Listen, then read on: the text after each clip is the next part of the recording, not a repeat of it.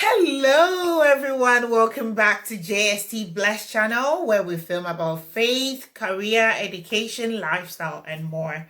It's lovely to have you back. I hope you're well. I hope your week is going on greatly.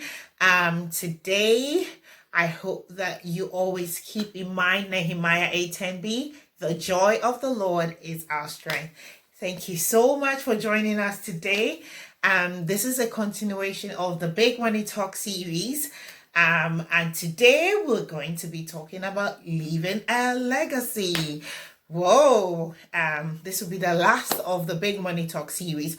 Obviously, there's going to be other things we'll be talking about relating to money, but this will be the last on the Big Money Talk series that I'm filming.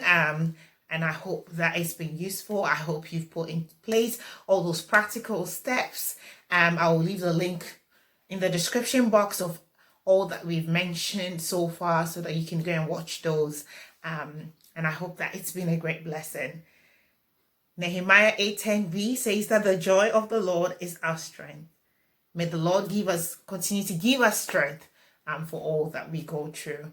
And please be joyful. Be joyful. Anyway, so episode 5. I hope you're looking forward to it. So leave a legacy, Big Money Talk series. So today I'm going to talk about leaving a legacy. So Proverbs 13:22 says, a good man leaves an inheritance to his children, but the sinner's wealth is laid up for the righteous. Yeah. The Bible advocates for us to leave a legacy. So we cannot talk about big money talk without talking about leaving a legacy for your children. Obviously, this is not supposed to be taken as a financial advice. Make sure you do your due diligence and look at your peculiar circumstances to understand what kind of steps you want to do.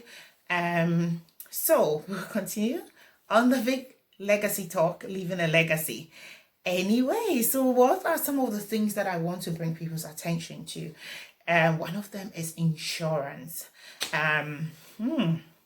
Especially if you have dependents, insurance is essential.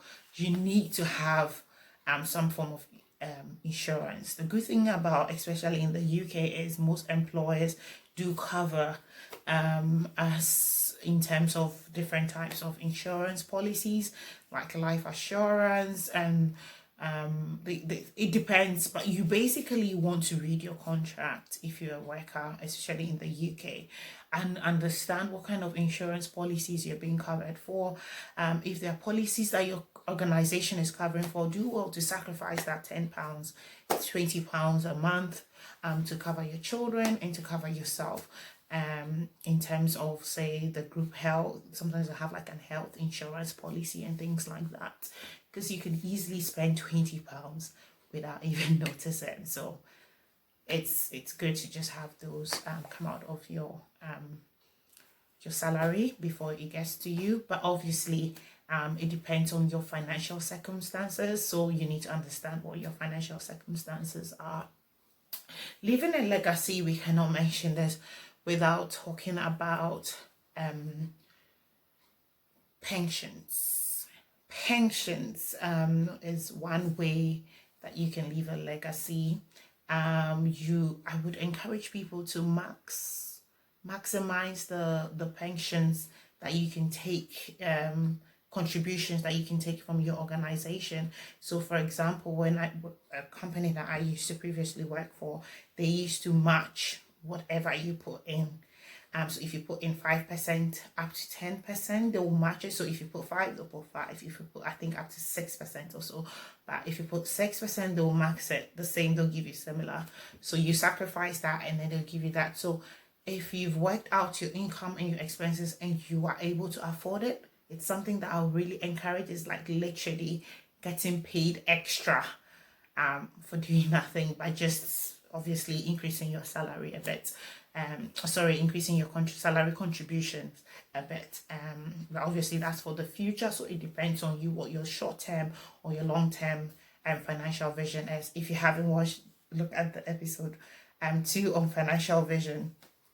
So it depends on what your financial vision is, but it's also one way that you can leave a legacy.